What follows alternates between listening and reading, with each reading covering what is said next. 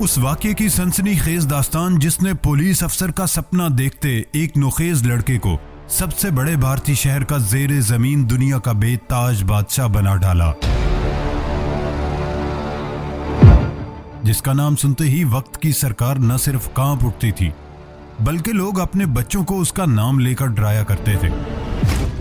ये ऐसा किरदार है जिसने हिंदुस्तानी सरकार को ऐसा तिगनी का नाच नचवाया कि वो अपना सर पकड़ने पर मजबूर हो गए और वो आज तक हिंदुस्तानी सरकार के हाथों नहीं लग सका।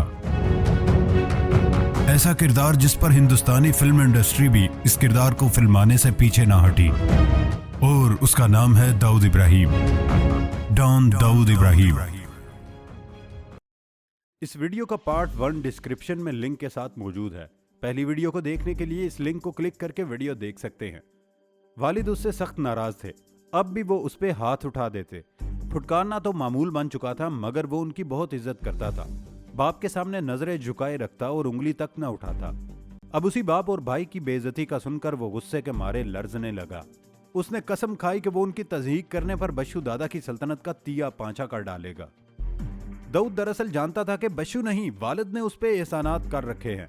जब कभी पुलिस उसे तंग करती थी तो बच्चू इब्राहिम कास्कर का सहारा लेता ताकि सर पे आई बला टाल सके। इब्राहिम कानूनी मामलात में भी कभी कभी उसकी मदद कर दिया करते। जब वो बेरोजगार हो गए तो बच्चू ने चंद बार उन्हें मामूली रकम भिजवाई थी। बस उसी मदद को एहसान का रूप देकर बच्चू ने अपने मोहसन और शरीफ इंसान की तौहीन कर डाली। ये मामला दाऊद की बर्दाश्त से बाहर हो गया। रहीम चाचा और मोहल्ले के दीगर बड़े चाहते थे कि दाऊद जवाब न दे, मगर उसने उन्हें बताया बच्चू दादा ने जो हरकत की है उसे बहुत महंगी पड़ेगी। दाऊद मगर यह भी जानता था कि बच्चू दादा का मुकाबला करना बच्चों का खेल नहीं। उसका ग्रोह 15-16 तजर्बेकार गुर्गों पर मुश्तमिल था जो पहलवान कहलाते थे। बच्चू ने एक अखाड़ा खोल रखा था जहां वो अपने बंदों को लड़ाई के दाव पेच और तमांचे चलाना सिखाता था। वो खुद भी उम्दा पहलवान था और चाकू चलाने के गुर जानता था। गौर फिक्र के बाद दाऊद को ख्याल आया कि अगर भरे बाजार में बच्चू की बेइज्जती कर दी जाए तो वो दोबारा इलाके में सर उठाकर नहीं चल सकता। बच्चू को यह बड़ा गुरूर मान था कि इलाके में उसे चुनौती देने वाला कोई नहीं। अब उससे इंतकाम लेने की यह तदबीर बेहतरीन महसूस हुई। सवाल फिर ये उठा कि बच्चू की तज़हीक क्यों कर की जाए। एक राय ये थी कि उस पर गोली चलाई जाए, मगर उस जमाने में गोली चलाने वाला गुंडा बुज़दिल और नामर्द समझा जाता।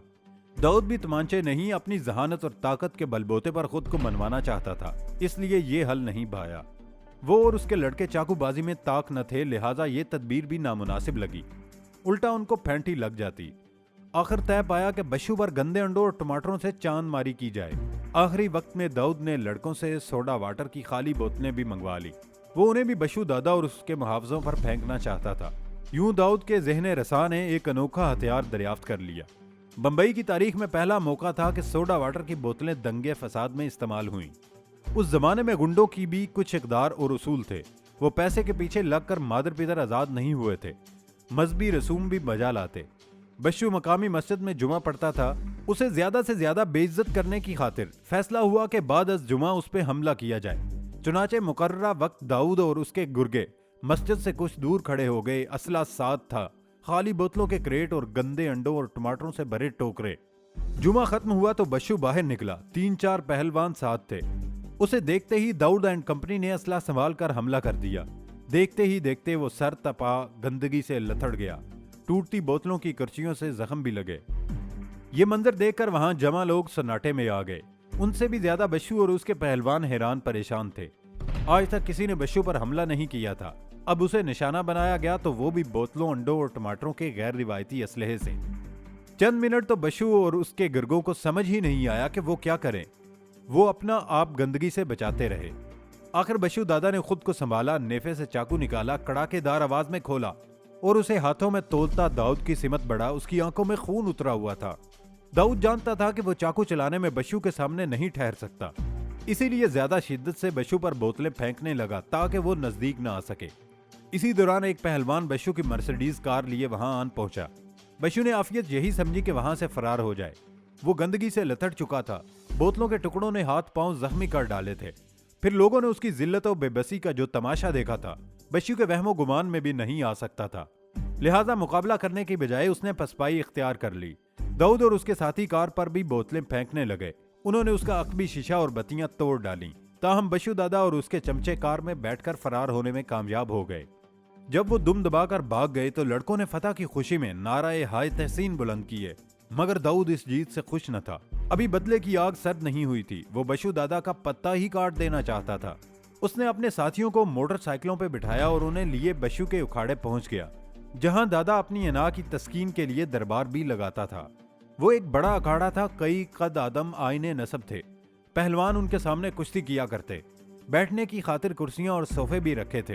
बादाम से शरबत बनाने की मशीन भी नजर आती। बशु को ये शरबत बहुत पसंद था। दाऊद और उसके गैंग ने आओ देखा ना ताओ डंडे मार मार कर सारे आईने, कुर्सियां, सोफे और दीगर सामान तोड़ डाला। बादाम शरबत बनाने की मशीन भी ना बख्शी गई। बशु दादा का अड्डा तबाह बर्बाद करके दाऊद को कुछ सुकून मिला।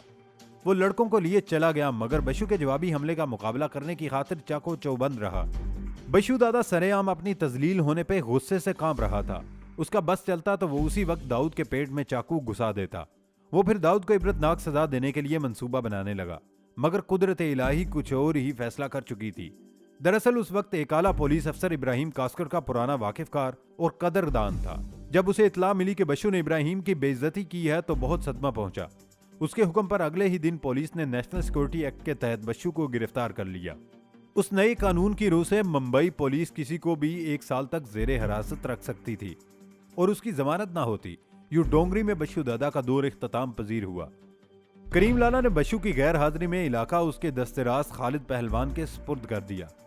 बंबई के गुंडों में खालिद पहलवान अजीबो गरीब करैक्टर था। वो मध्य प्रदेश से ताल्लुक रखता था। BA पास था, जो उस वक्त आला तालीमी डिग्री थी। पुलिस में भर्ती होने बंबई आया, मगर किस्मत ने साथ ना दिया। लंबा चौड़ा था, इसलिए पेट की आग बुझाने की खातिर जराइम पेशा गिरोह का हिस्सा बन गया, जिसने उसे हाथों हाथ लिया। मगर मुतकब्बर बशु दादा उससे भी बुरा सलूक करता था। दर हकीकत तकब्बर ही उसके जवाल का सबब बना। दाऊद ये सच्चाई जानता था। उसने खालिद पहलवान को पैगाम भिजवाया, दादा मेरी तुमसे कोई लड़ाई नहीं, लिहाजा हमारा आपस में कोई लफड़ा नहीं होना चाहिए। खालिद ने भी दोस्ताना अंदाज में जवाब दिया। यूं डोंगरी में दोनों ग्रोहों की गैंगवार खत्म हो गई। खालिद बादशाह दाऊद का हिमायती बन गया और एक बार उसकी जान भी बचाई। 1 साल बाद बशु दादा रिहा हो गया, मगर उसने डोंगरी का रुख नहीं किया। वो अपने आबाई शहर हैदराबाद दक्कन चला गया और वहीं बकिया अयाम गुजारे। यूं दाऊद ने निहायत दलेरी और जहानत से अपने पहले बड़े दुश्मन का सफाया कर डाला। बशु से छुटकारा पाकर उसे एहसास हुआ कि बड़े दादा अपने गिरगों की मदद से बदमाशी करते हैं। बशु तो खैर खुद भी पहलवान था, लेकिन बेशतर दादा चाकू तक चलाना नहीं जानते। बस पैसे और ताल्लुकात की ताकत ने उन्हें अपने अपने इलाकों में डान बना दिया। इसी एहसास ने दाऊद में यह तसव्वुर परवान चढ़ाया कि वो अपनी सलाहियतों के सहारे नाम निहाद दादाओं को चारों शाने चुत करके बंबई की जेर जमीन दुनिया का बेताज बादशाह बन जाए।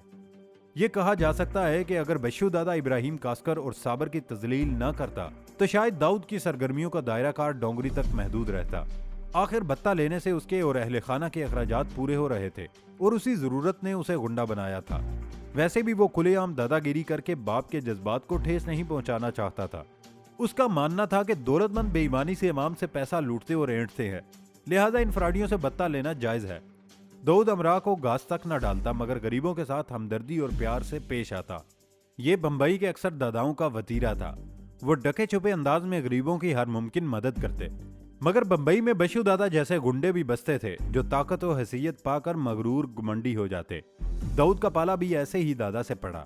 बशु से 2-2 हाथ करने से दाऊद की सरबस्ता सलाहियतें उभर कर सामने आ गईं। तब वो डोंगरी से बाहर भी निगाहें दौड़ाने लगा। बशु पे गलबा पाकर अब वो दूसरे दादाओं के इलाकों तक भी रसाई चाहता था।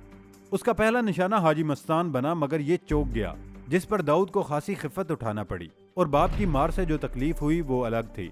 हाजी मस्तान बंबई में सोने और चांदी का बड़ा स्मगलर था। कुछ अरसा कबल उसने अपने आदमियों से दाऊद के 2 साथी अबू बकर और इजाज पिटवाए थे। बशु से निमटकर अब वो अपने 2 साथियों की पिटाई का बदला लेना चाहता था। ये भी उसके लिए इज्जत का मसला बन गया। कबल अज़ीम बताया गया, दाऊद बशु को फिर ताकतवर दुश्मन समझता था। हाजी मस्तान उसकी नज़र में बुज़दिल था, जो आलीशान दफ्तर में बैठकर हुक्म चलाता। किसी से लड़ना उसके बस की बात न थी। दौलत के बल पे मस्तान ने ताकत पाई थी। दाऊद ने उसी मंबे पर हमले का फैसला किया। दिसंबर 1974 में उसे टिप मिली कि 2 अंगादिये काले धुन के 5 लाख रुपए लिए हाजी मस्तान के अड्डे जाएंगे। बंबई में वो लोग अंगादिया कहलाते हैं जो माल एक से दूसरी जगह पहुंचाते थे। अमूमन ये मड़वारी होते जो अपने साथ गार्ड भी न रखते। इसी बात ने दाऊद को उकसाया कि उन पे हमला करके रकम छीन ले। 4 दिसंबर की सुबह वो अपना गैंग लिए मुकर्ररा जगह पहुंचा। एक ठेला टैक्सी को मारकर उसे रोका गया। उसमें बैठे अफराद ने खुले चाकू देखे तो उनकी गग्गी बंद गई। डिक्की से 5.25 लाख रुपए दाऊद के हाथ लगे, मगर उसे टिप देने वाले से एक फाश गलती हो गई। ये रकम हाजी मस्तान नहीं, बंबई के मेट्रोपॉलिटन कोऑपरेटिव बैंक की मलकियत थी। 44 साल कबल 5.25 लाख रकम एक खासी बड़ी रकम थी, आज के 5 करोड़ रुपए से भी ज्यादा। इसीलिए दिन दिहाड़े अंजाम पाई डकैती ने बंबई में तहलका मचा दिया। पुलिस को जल्द पता चल गया कि उसके पीछे कौन है। दाऊद ने अपनी शनाख्त छुपाने की दानिस्ता कोशिश नहीं की थी, क्योंकि वो अपनी दानिश्त में मस्तान को लूट रहा था। अगले दिन अखबारात में डाके की खबर सुर्खियों में छपी। सारे शहर के बासियों की नजरें डोंगरी के नोखेज दादा पे मरकूज हो गईं। दाऊद ने खुद मस्तान को लूट का बड़ा मार का मारा था, मगर यहाँ तो बाजी ही उलट गई। जब उसे हकीकत मालूम हुई तो दाऊद घबरा गया। वो कतन पुलिस को अपने पीछे लगाने का ख्वाहिशमंद न था, लेकिन तीर कमान से निकल चुका था। उसे मजबूरन साबर के साथ दोस्तों के घर रूपोश होना पड़ा। उधर पुलिस ने दाऊद के साथी गिरफ्तार कर लिए, मगर बाइयों की गर्द भी ना पा सकी। इब्राहिम कास्कर को बेटे के नए कारनामे की खबर मिली तो वो गंग रह गए। वो अब तक यही समझते थे कि नौजवानी का जोश है, कुछ अरसे बाद खत्म हो जाएगा, मगर बेटे ने डाका डालकर उनकी रही सही इज्जत भी खाक में मिला दी। अब वो मोहल्ले में लोगों से नजर मिलाने की हिम्मत खो बैठे थे। अगरचे इलाके के लोगों की सोच ये थी, अगर बेटे गलत राह पर चल निकले हैं तो उसमें वालदैन का कसूर नहीं। वो जानते थे कि इब्राहिम कास्कर और उनकी बेगम आमना भले मानस और शरीफ लोग हैं। उसी दिन क्राइम ब्रांच से इब्राहिम का बुलावा आया। वो वापस आए तो लोगों ने देखा कि बहुत मुजमहिल और पुजमुर्दा हैं। सदियों के बीमार लगते वो मुखबरों को अपना नेटवर्क रखते थे। उनकी मदद से बेटों तक पहुंचने में कामयाब रहे। उन्होंने बाप को देखा तो भागने की हिम्मत न कर सके। वालिद उन्हें घर ले आए और अपनी पेटी से बेटों को मार मार कर लहू लुहान कर दिया। मोहल्ले वाले हाथ न रोकते तो शायद इब्राहिम उन्हें माजूर कर देते। फिर वो उन्हें क्राइम ब्रांच छोड़ आए। पुलिस वालों ने दाऊद और साबर की हालत जार देखी तो शशदर रह गए। उन्होंने फिर लाते और घोंसे मारने का अपना प्रोग्राम मुलतवी कर दिया। दोनों भाई कुछ अरसा जेल में रहे, फिर उनकी जमानत हो गई। वो चंद माह खामोश रहे, मगर डाका डालकर उन्हें अक्खा बंबई में जो शोहरत मिली थी उसका अपना ही मजा था। चुनाचे जल्द फिर गैंग बन गया और मामूल की सरगर्मियां शुरू हो गई। दाऊद फिर तेजी से अपने गिरोह का दायरा कार बढ़ाता चला गया। उसी के सभी दादाओं से मुकाबले हुए जिनमें वो फतेहयाब ठहरा। 1985 तक वो बिला शिरकत गैर बंबई का सबसे बड़ा डॉन बन चुका था। ये इजाज़ अब तक किसी दादा को नहीं मिला था। 1988 में इब्राहिम कास्कर चल बसे। साबर को पहले ही 1981 में करीम लाला के गिरोह ने कत्ल कर दिया था। 1986 में दाऊद दुबई चला गया और वहां से अपनी सल्तनत चलाने लगा। 1953 में भारतीय हुकूमत ने उसे बंबई की रेलों में बम धमाके का जिम्मेदार करार दिया। तब से भारतीय खुफिया एजेंसी कुत्तों की तरह दाऊद की बू सूंघती फिरती हैं, मगर उसकी गर्द तक न पा सकी। दाऊद आज पाको हिंद की दुनियाए जुराइम में अफसानवी हैसियत इख्तियार कर चुका है। कोई नहीं जानता कि वो जिंदा है या चल बसा, मगर उसकी ड्रामाई दास्ताने हयात आने वाले वक्तों में भी दोहराई जाती रहेगी। और इसी सिलसिले में इस करैक्टर पर कई फिल्में भी आ चुकी हैं। दोस्तों, इसके साथ ही हमारी सनसनीखेज दास्तान खत्म होती है। इजाजत दें, अल्लाह हाफिज।